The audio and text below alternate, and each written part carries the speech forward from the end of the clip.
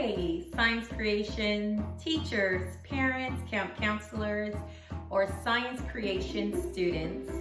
In this video, I'll go over our science creations video and our STEAM kit, rocks and minerals, activity number 3.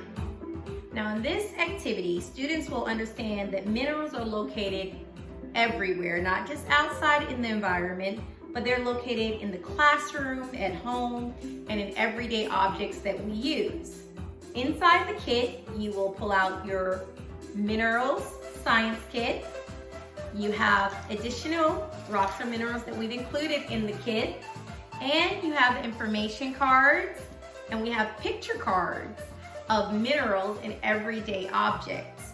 You can also pull out things like that you have at home or at school, whether it's salt, pencil, toothpaste, batteries, Christmas lights, and cereal, which we have listed inside your book.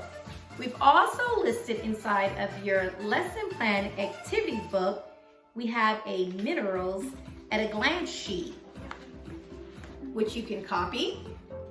And we've included the minerals at a glance, as well as the name and the hardness scale that they fall on. So you'll have that picture tool as well.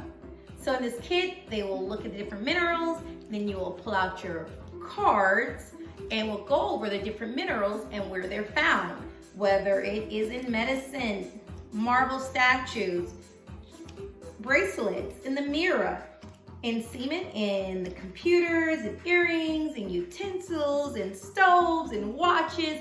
We have so many different objects found all around the house or the school, and they can identify where minerals are now located, as well as go over the different minerals that we have, whether we've included rose quartz, and we have amethyst, we have tigerite here, but you'll include the different minerals that you find or rocks in different everyday objects, and they will leave knowing that minerals are located in objects all around us. Thank you. Until next time. Bye.